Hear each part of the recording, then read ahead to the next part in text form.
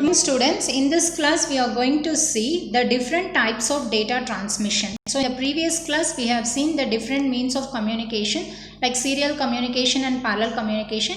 In this class we are going to see the types of data transmission. So in what are the different ways of transmitting your data, whether you are transmitting the data in a single channel or you are going to transmit the data in a parallel channel, or how whether it is possible to transmit the data between your transmitter and receiver in one way or two way. So based on that you are going to see the types of data transmission. So the types of data transmission deals with two things. One is your simplex data transmission and the second one is your duplex data transmission. First one is your simplex data transmission and the second one is your duplex data transmission. This is going to define whether we are going to transmit the data as a one-way communication or two-way communication. The simplex data transmission is just like your one-way communication. It means that only from your transmitting end to the receiving end you can transmit the data. You cannot transmit the data from your receiving end to transmitting end. So it is not possible in case of your simplex data transmission. So simplex data transmission is just like a one-way communication between your transmitting and between your sending end and the receiving end. Next, duplex data transmission. Duplex data transmission means it is just like your two-way communication. Now it means that you can transmit the data from your transmitting end to the receiving end or from your receiving end to the transmitting end. It is just like a two-way communication. So in this duplex data transmission are of two types. One is your half duplex and second one is your full duplex. So the diagram for the same has been given over here. This is the diagram that we have taken it from the book called Mazdi. Okay, so half duplex, it means that here the information is conveyed in one direction, that is either from your master or from your slave. It means either you can transmit the data from your transmitting end to the receiving end or from your receiving end to your transmitting end. So it is also one way of communication at a time. It is just like a call that we are making one-to-one call. Like if I am speaking, the other person cannot speak. Till I complete, the other person will be waiting. So it is just like a communication between one-to-one call. So if I am speaking, if one person is speaking, the other person will receive. If this person is speaking, this person will receive. It is just like a communication that is conveyed in only one direction at a time. So either your master will speak or the student will speak. So it is just like your half duplex. Full duplex means the information can happen in both the ways at a time. Full duplex, the information can happen in both the ways. That is, at a time the data can be transmitted from your transmitting end to the receiving end and from receiving end to the transmitting end. It can happen at the same time. Here baud rate is very important when you are communicating information from one end to the other end, that is from your transmitting end to your receiving end. So what is meant by a baud rate? What are the importance of the baud rate? All these topics need to be discussed.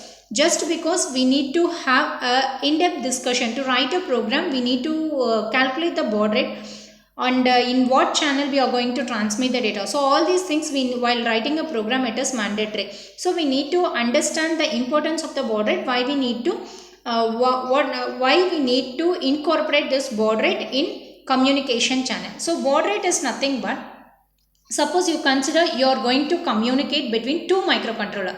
Here you have one microcontroller and here you have another microcontroller. So I am going to name the microcontroller 1 as mu1 and the microcontroller 2 as mu2. So if I wanted to have a communication between these two microcontrollers, I need to match the baud rate between these two microcontrollers. So baud rate is nothing but, it is number of bits per second. Baud rate is normally, the definition for baud rate is, it is nothing but it is number of bits per second. The importance of baud rate is, suppose if I wanted to operate two microprocessor, if I wanted to share the information between two microprocessor, first I need to match the baud rate between these two microcontroller or microprocessor. Otherwise, the communication will not occur. So when we are going to set the baud rate, suppose you are going to set the baud rate for the microcontroller 1, we should direct the microcontroller to receive the data at a particular same speed, because baud rate is nothing but number of bits per second, that is how much amount of data we are going to receive at the receiving end. How many bits of data per second we are going to receive at the receiving end is very important. So when we are communicating between the two microcontroller, setting of baud rate between the two microcontroller is important. Why? Because when you set one microcontroller with a baud rate of 9600, you cannot set the baud rate of microcontroller 2 to be 4800, because the data transmitting by this microcontroller, the data transmitting or the bits per second transmitted by microcontroller 1 will be at a faster rate, whereas the microcontroller 2 cannot pick up the speed same as that of your microcontroller 1, because it is operating at a different baud rate, that is 4800. So when we are transmitting the data between two microcontrollers, setting of baud rate is very important. Then only the transmission speed will be similar in case of your in both the microcontroller.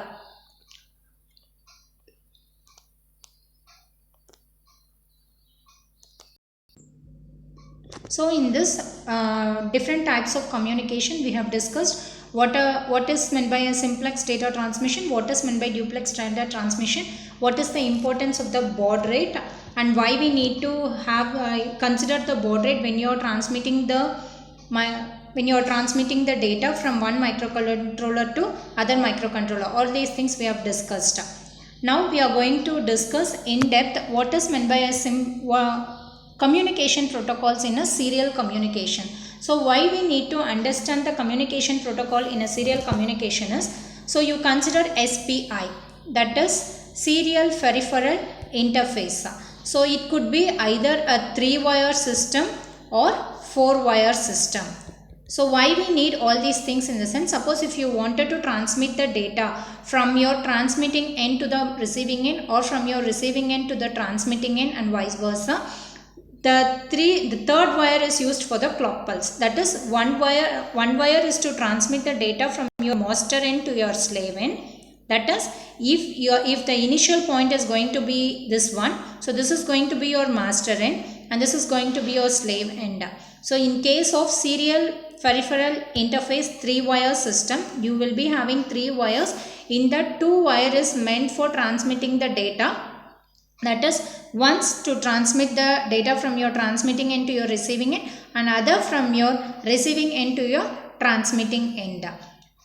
So likewise 2 wire is over, then the third wire is meant for clock pulse. So serial peripheral interface, it could either be a 3-wire protocol or 4-wire protocol.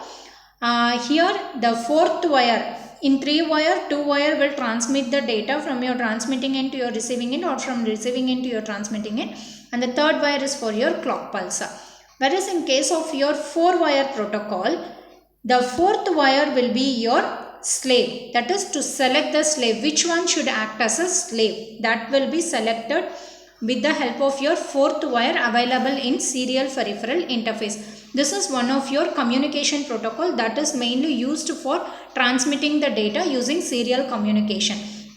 Next one is your I2C. So first one in simplex data transmission or duplex data transmission, here you are going to prefer only serial data transfer.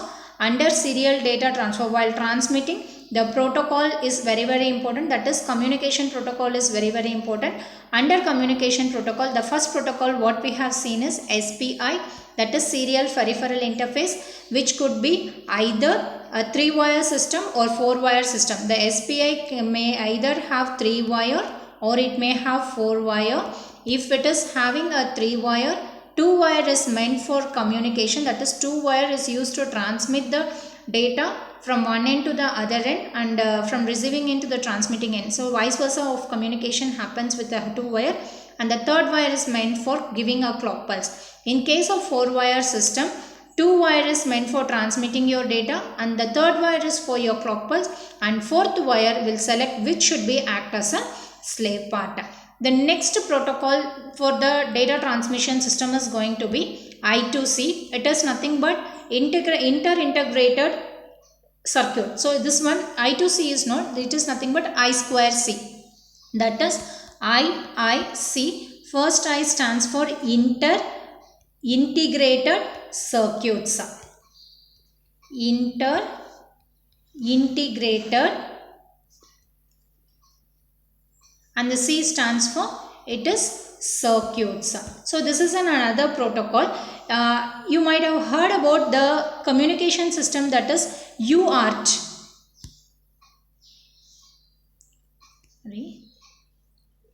You might have heard about the communication system called UART, that is Universal Asynchronous Receiver Transmitter, and one more is USART, USART, that is Universal Synchronous Asynchronous Receiver and Transmitter.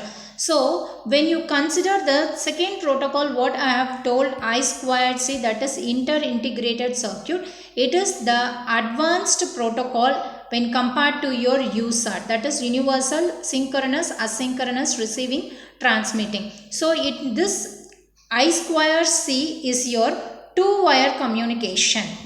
Two-wire communication means here also the communication can happen vice versa, that is from sending end to your receiving end, or from your receiving end to your sending end. Here, as the number of wires is less for transmitting your data, for example here 2 wire is there, right? So the first wire is meant for your clock pulse and the second wire is meant to transmit your data.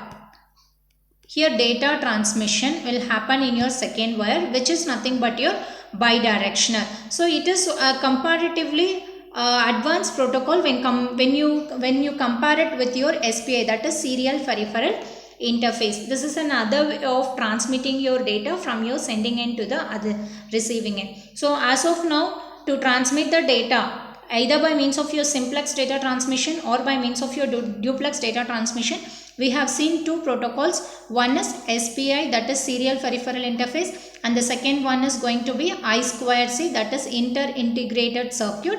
The SPI, it comprises of either 3-wire protocol or 4-wire protocol, whereas I2C, it is having only 2-wire protocol. In both SPI, that is in both serial peripheral interface as well as I2C, we are going to transmit the data in a bidirectional way. Either way you will be transmitting the data. And here in case of your 3-wire protocol, the third wire is for your clock pulse. The third wire, whatever you have over here, it is for your clock pulse, whereas the fourth wire is to select the slave. So this is the comparative between your two protocols, that is SPI, that is serial peripheral interface, and I2C, that is inter-integrated circuit. And when you compare this I2C protocol with USART, that is Universal Synchronous Asynchronous Receiving Transmitting, it is going to be faster, that is I2C is going to be faster when compared to your USART protocol, that is Universal Synchronous Asynchronous Receiving and Transmitting. But most probably in a microcontroller, we will be transmitting the data either by means of your USART or by means of your UART, because it has been incorporated in your motherboard. Next one, suppose if I wanted to have a communication between hardware and software. You consider I wanted to have a communication between my hardware device and the software whatever I have written.